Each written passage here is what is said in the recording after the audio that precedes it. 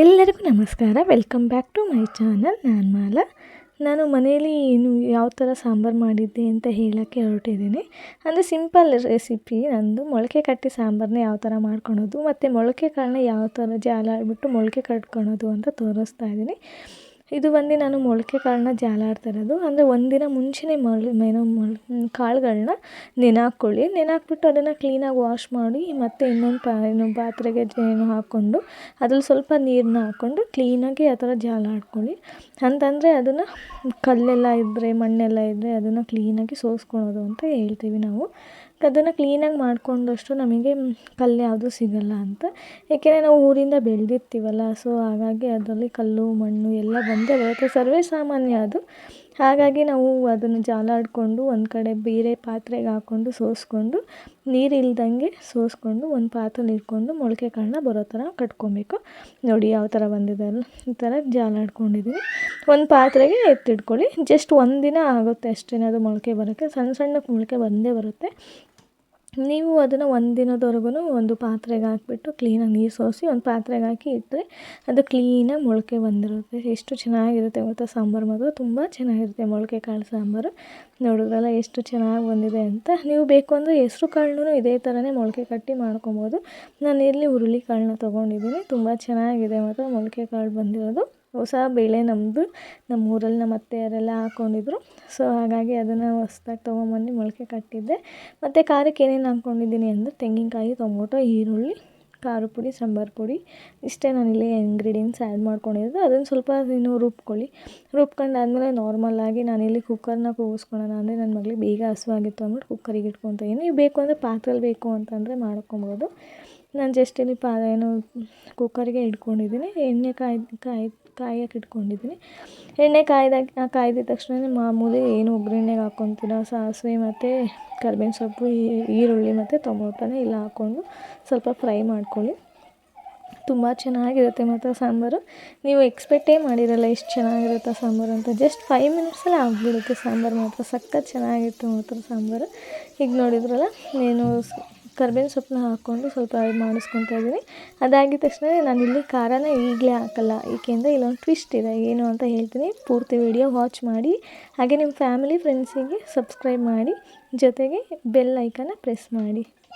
ನೋಡಿದ್ರಲ್ಲ, ನಾನಿಲ್ಲಿ ಫಸ್ಟೇ ಅದನ್ನು ಖಾರನ ಅದರೊಳಗೆ ಹಾಕ್ಕೊಂಡಿಲ್ಲ. ಏಕೆಂದರೆ ಮೊಳಕೆ ಕಾಳನ್ನ ಇಟ್ಕೊಂಡಿದ್ನಲ್ಲ ಪಾತ್ರೆ, ಆ ಪಾತ್ರೆಗೆ ಮೊಳಕೆ ಕಾಳನ್ನ ಚೆನ್ನಾಗಿ ತೊಳೆದು ಅದೇ ಪಾತ್ರೆಗೆ ನೀರನ್ನೆಲ್ಲ ಸೋಸ್ಕೊಂಡು ಖಾರನ ಅದಕ್ಕೆ ಹಾಕ್ಕೊತೀನಿ. ಅಂದರೆ ಇಲ್ಲಿ ಖಾರ ಕಲಿಸ್ಬಿಟ್ಟು ಸಾಂಬಾರನ್ನ ಮಾಡ್ತಾಯಿದ್ದೀನಿ ನಾನು. ಕಾಳು ಜೊತೆನೇ ಖಾರನ ಕಲಿಸ್ತಾಯಿದ್ದೀನಿ. ತುಂಬ ಚೆನ್ನಾಗಿರುತ್ತೆ ಮತ್ತು ಟೇಸ್ಟು. ನೀವು ಬರೀ ಖಾರನ ಮಾತ್ರನೇ ಒಗ್ಗರಣೆಗೆ ಹಾಕ್ಬಿಟ್ಟು ಆಮೇಲೆ ಕಾಳು ಹಾಕಿದ್ರೆ ಟೇಸ್ಟ್ ಇರೋಲ್ಲ.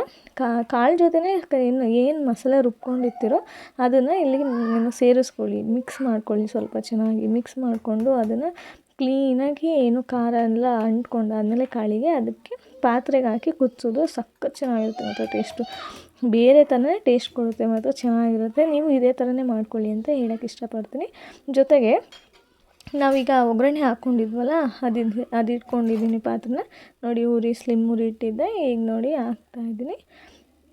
ಸ್ವಲ್ಪ ಕ್ಯಾಮ್ರಾ ಅಳ್ಳಾಡ್ತಿತ್ತು, ಅದಕ್ಕೋಸ್ಕರ ಬೇಜಾರು ಮಾಡ್ಕೊಂಬಿಡಿ. ನೋಡಿ ಈಗ ನಾನು ಅದನ್ನು ಖಾರ ಏನಿದೆ ಅದನ್ನು ಇಲ್ಲಿ ಮಸಾಲೆನ ಹಾಕ್ಕೊತಾ ಇದ್ದೀನಿ. ಅಂದರೆ ಕಾಳು ಮತ್ತು ಮಸಾಲೆ ಎರಡನ್ನೂ ಮಿಕ್ಸ್ ಮಾಡಿ ಇಟ್ಕೊಂಡಿದ್ನಲ್ಲ, ಅದನ್ನು ಈಗ ಮಿಕ್ಸ್ ಮಾಡಿ ಹಾಕಿ ಪಾತ್ರೆಗೆ ಕುದಿಸ್ತಾ ಇದ್ದೀನಿ. ತುಂಬ ಚೆನ್ನಾಗಿರುತ್ತೆ ಮತ್ತು ಟೇಸ್ಟು. ಬೇರೆ ಥರನೇ ಟೇಸ್ಟ್ ಕೊಡುತ್ತೆ ಅಂತಲೇ ಹೇಳಬೇಕು ಅಂತಂದರೆ, ನಾನಿಲ್ಲಿ ಯಾವುದೇ ರೀತಿ ಮಸಾಲೆ ಆಗಲಿ ಇಲ್ಲ ಗರಂ ಮಸಾಲೆ ಆಗಲಿ ಏನೂ ಆ್ಯಡ್ ಮಾಡಿಲ್ಲ. ಮನೇಲಿ ಏನಿದೆ ಜಸ್ಟ್ ಈರುಳ್ಳಿ, ಟೊಮೊಟೊ ಮತ್ತು ಖಾರ ಪುಡಿ, ಸಾಂಬಾರು ಪುಡಿ, ಕಾಯಿ, ಇಷ್ಟೇ ನಾನಿಲ್ಲಿ ಇಂಗ್ರೀಡಿಯೆಂಟ್ಸ್ ಆ್ಯಡ್ ಮಾಡಿಕೊಂಡು ಖಾರ ರುಬ್ಕೊಂಡಿರೋದು, ಮಸಾಲ ರೆಡಿ ಮಾಡ್ಕೊಂಡಿದ್ದೀನಿ. ನೋಡೋದಲ್ಲ ಎಷ್ಟು ಚೆನ್ನಾಗಿ ಕ್ಲೀನಾಗಿ ಅದು ಖಾರ ಇಟ್ಕೊಂಡಿದೆ ಕಾಳಿಗೆಲ್ಲ. ಅದು ಚೆನ್ನಾಗಿ ಕುದಿಬೇಕು.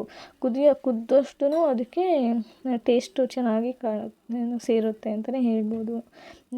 ಕ್ಲೀನಾಗಿ ಕುದಿಸ್ಕೊಂಡು ಹೋಗಿ ಅದನ್ನು. ಇಲ್ಲಾಂದರೆ ನೀವು ತಪ್ಪಲಿಲ್ಲ ಹಾಕ್ತೀನಿ ಅಂದ್ರೂ ಇದೇ ಥರನೇ ಮಾಡ್ಕೊಳ್ಳಿ. ಇಲ್ಲ ಅಂತಂದರೆ ನೀವು ಎಕ್ಸ್ಟ್ರಾ ಕಾಳನ್ನ ಬೇಯಿಸಿ ಇಲ್ಲ ಮಸಾಲೆ ಆಮೇಲೆ ಹಾಕ್ತೀನಿ ಅಂತಂದರೆ ಸ್ವಲ್ಪ ಟೇಸ್ಟ್ ಹೋಗ್ಬಿಡುತ್ತೆ. ನಾನಿಲ್ಲಿ ಫಸ್ಟೇ ಮಸಾಲೆನೆಲ್ಲ ಅದರೊಳಗೆ ಹಾಕ್ಕೊಂಡು ಮಿಕ್ಸ್ ಮಾಡಿರೋದ್ರಿಂದ ಟೇಸ್ಟ್ ಬೇರೆ ಥರನೇ ಬರುತ್ತೆ. ಜೊತೆಗೆ ಈಗ ನಾನು ಉಪ್ಪು ಹಾಕ್ಬಿಟ್ಟು ಅದನ್ನು ಕುದಿಯೋಕೆ ಇಡ್ತಾಯಿದ್ದೀನಿ. ಚೆನ್ನಾಗಿರುತ್ತೆ ಮಾತ್ರ ಟೇಸ್ಟು. ನಾವು ಮಕ್ಕಳಿಗೆ ಶೀತ ಕೆಮ್ಮು ಅಂತ ಆಯಿತು ಅಂತಂದರೆ ಈ ಥರ ಮೊಳಕೆ ಕಟ್ಟಿದ ಕಾಳನ್ನೆಲ್ಲ ಮಾಡಿಕೊಟ್ರೆ ಚೆನ್ನಾಗಿ ಊಟ ಮಾಡ್ತಾನೆ ಅಂತಲೇ ಹೇಳ್ಬೋದು. ಅಂದರೆ ಖಾರ ಕಮ್ಮಿ ಇಟ್ಟು ಮಾಡಿದ್ರೆ ಚೆನ್ನಾಗಿರುತ್ತೆ. ನೀವು ಖಾರ ಜಾಸ್ತಿ ಹಾಕ್ತೀನಿ ಅಂತಂದರೆ ನೀವು ಜಾಸ್ತಿ ಹಾಕ್ಕೊಂಡು ಮಾಡ್ಕೊಂಡು ಹೋಗ್ಬೋದು. ನೋಡಿದ್ರಲ್ಲ, ನಾನೀಗ ಅದೇ ಪಾತ್ರೆಲಿ ಸ್ವಲ್ಪ ನೀರು ತೊಗೊಂಡೆ. ನನಗೆ ಜಾಸ್ತಿ ಸಾಂಬಾರು ಬೇಕಿರೋದ್ರಿಂದ ಜಾಸ್ತಿ ಮಸಾಲೆನ ನಂದು ರುಬ್ಕೊಂಡು ಇಟ್ಕೊಂಡಿದ್ದೆ. ಸೊ ನಾನೀಗ ಮಸಾಲೆ ರೆಡಿ ಮಾಡಿಕೊಂಡು ಈಗ ಕುದಿಸಿದ್ದೀನಲ್ಲ, ಇದೇ ಥರನೇ ಕುದಿಯೋಕೆ ಬಿಡಿ. ಇಲ್ಲಾಂದರೆ ನೀವು ಏನು ನಾರ್ಮಲ್ಲಾಗಿ ತಪ್ಪಲೆಲಿ ಮಾಡಿದ್ರೆ ಕುದಿಸಿ, ಇಲ್ಲ ಕುಕ್ಕರಲ್ಲೇ ಮಾಡ್ತೀನಿ ಅಂತಂದರೆ ನನ್ನ ಥರನೇ ಮಾಡ್ಕೊಳ್ಳಿ. ಚೆನ್ನಾಗಿರುತ್ತೆ ಮಾತ್ರ, ಟೇಸ್ಟು ತುಂಬ ಚೆನ್ನಾಗಿತ್ತು. ಇದೇನು ವಿಡಿಯೋ ಇಷ್ಟ ಆಯಿತು ಅಂದರೆ ಪ್ಲೀಸ್ ಲೈಕ್ ಮಾಡಿ, ನಿಮ್ಮ ಫ್ಯಾಮಿಲಿ ಫ್ರೆಂಡ್ಸಿಗೆ ಶೇರ್ ಮಾಡಿ ಅಂತ ಹೇಳೋಕ್ಕೆ ಇಷ್ಟಪಡ್ತೀನಿ. ನೆಕ್ಸ್ಟ್ ವಿಡಿಯೋದಲ್ಲಿ ಖಂಡಿತವಾಗ್ಲೂ ಬೇರೆ ರೆಸಿಪಿನ ಟ್ರೈ ಮಾಡಿ ತೋರಿಸ್ತೀನಿ. Thank you for watching. Thank you.